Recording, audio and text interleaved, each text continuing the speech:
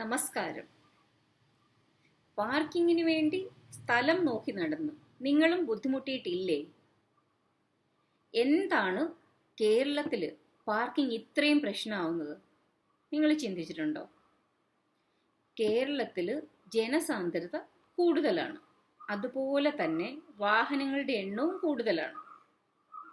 ഈ കേരളത്തെ കഴിഞ്ഞും 10 മടങ്ങ് വലുതാണ് രാജസ്ഥാൻ, 10 മടങ്ങ്. പക്ഷേ വാഹനത്തിന്റെ കാര്യത്തിൽ നമ്മൾ തുല്യരാണ്.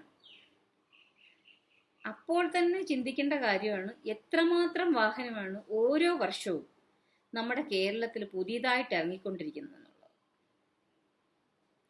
നമുക്കറിയാം, മറ്റ് സംസ്ഥാനങ്ങളെ കഴിഞ്ഞും കേരളത്തിൽ എന്തായാലും പാർക്കിംഗ് സ്പേസ് കുറവാണ്. നഗരങ്ങളിലെ കാര്യമാണെങ്കിൽ ഭയങ്കര കഷ്ടമാണ്. എന്നാൽ അവിടെ ഇവിടെയൊക്കെ പാർക്കിംഗ് സ്പേസ് കിടപ്പുണ്ട്, പക്ഷെ അതിനെ ഏകീകരിച്ച് മനുഷ്യർക്ക് ഉപകാരപ്പെടുത്താൻ നമുക്ക് ഇതുവരെ കഴിഞ്ഞിട്ടില്ല. അതുകൊണ്ട് എന്താ സംഭവിക്കുന്നത്? തോന്നുന്നവര് തോന്നുന്ന സ്ഥലത്തെല്ലാം തോന്നുന്ന പോലെ വണ്ടി പാർക്ക് ചെയ്തിട്ടിട്ട് പോയിക്കളയും. നിങ്ങൾ വഴിയിലൂടെയൊക്കെ യാത്ര ചെയ്യുമ്പോൾ കണ്ടിട്ടില്ലേ, നമ്മുടെ തൊട്ട് മുമ്പിൽ പോയിക്കൊണ്ടിരിക്കുന്ന വാഹനത്തിന് പെട്ടെന്ന് നിർത്തിയിട്ട് യാത്രക്കാരെ ഇറക്കുന്നതും അതുപോലെ സാധനങ്ങൾ ഇറക്കുന്നതും ഒക്കെ കണ്ടിട്ടില്ലേ? ആ വഴിയെ പോകുന്ന സർവരെയും അവരുടെ വണ്ടിയെല്ലാം ബ്ലോക്ക് ചെയ്യിച്ചുകൊണ്ട് കഷ്ടപ്പെടുത്തിക്കൊണ്ടാണ് അവരിതൊക്കെ ചെയ്യുന്നത്. ഇത് തെറ്റുമാണ്, ശിക്ഷാർഹവുമാണ്. അതുപോലെ തന്നെയാണ് ഈ നോ പാർക്കിങ്ങിൽ വണ്ടി പാർക്ക് ചെയ്യുന്നത്. അത് ഡ്രൈവർ വണ്ടിക്കകത്തുണ്ടെങ്കിലും ഇല്ലെങ്കിലും അത് തെറ്റാണ്. പിന്നെ കാണാൻ പറ്റുന്ന സ്ഥിരം കാഴ്ചയാണ് വാഹനങ്ങൾ ഈ റോഡിന്റെ വീതി കുറഞ്ഞ സൈഡിൽ പാർക്ക് ചെയ്യുന്നതും അതുപോലെ വളവിൽ പാർക്ക് ചെയ്യുന്നതും ഒക്കെ. വേറെ ചില കാഴ്ചകളാണ് ആശുപത്രിയുടെ അതുപോലെ തന്നെ സ്കൂളുകളുടെയൊക്കെ അകത്തേക്ക് പോകുന്ന വഴി, പുറത്തേക്ക് ഇറങ്ങുന്ന വഴി, ഇവിടെ എല്ലാം കൊണ്ട് പാർക്ക് ചെയ്ത് മറ്റുള്ള മനുഷ്യർക്ക് മാർഗതടസ്സം സൃഷ്ടിക്കും. ഇവരെ എന്ത് ചെയ്യാൻ നമുക്ക് പറ്റും? ഇവർക്ക് പറഞ്ഞ് മനസ്സിലാക്കി കൊടുക്കേണ്ട വരും നമ്മൾ എങ്ങനെയാണ് മറ്റുള്ള മനുഷ്യരെ കെയർ ചെയ്യേണ്ടതെന്നും എങ്ങനെയാണ് മറ്റുള്ളവരെ ബുദ്ധിമുട്ടിക്കാതെ ജീവിക്കേണ്ടതെന്നും.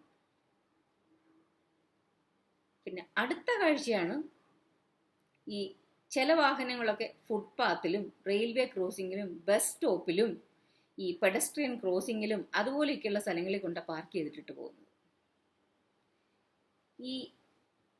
ഈ സ്പേസ് ഒക്കെ ഉണ്ടെന്ന് അറിഞ്ഞിട്ടും ഇങ്ങനെ പാർക്ക് ചെയ്യുന്ന മനുഷ്യരെ എന്തായാലും നമുക്ക് ബോധവൽക്കരണം നടത്തിയേ പറ്റൂ. ഇത് തെറ്റാണെന്നുള്ളത് പറഞ്ഞ് മനസ്സിലാക്കി കൊടുത്തേ പറ്റൂ. പക്ഷെ ചില ആൾക്കാരുണ്ട്, ഈ സിറ്റിയിൽ പുതിയതായിട്ട് വരുന്നവര്, അതുപോലെ തന്നെ അവിടെ തന്നെ ജീവിച്ചിട്ടും അവിടുത്തെ കാര്യങ്ങളൊന്നും അറിയത്തില്ലാത്ത ചിലരും ഉണ്ട്. ഇവർക്കൊക്കെ നമ്മൾ മനസ്സിലാവുന്ന രീതിയിൽ എവിടെയൊക്കെ പാർക്കിംഗ് ഉണ്ടെന്ന് കാണിച്ചു കൊടുക്കുന്ന ഒരു സംവിധാനം ഉണ്ടാക്കിയെടുക്കണം. എന്തായാലും പുതിയതായിട്ടൊരു ഓൺലൈൻ ആപ്പ് ലോഞ്ച് ചെയ്യുമെന്ന് പറഞ്ഞിരുന്നു. അതിൻ്റെ സ്ഥിതി ഇപ്പം എന്തായോ എന്തോ എനിക്കറിയില്ല.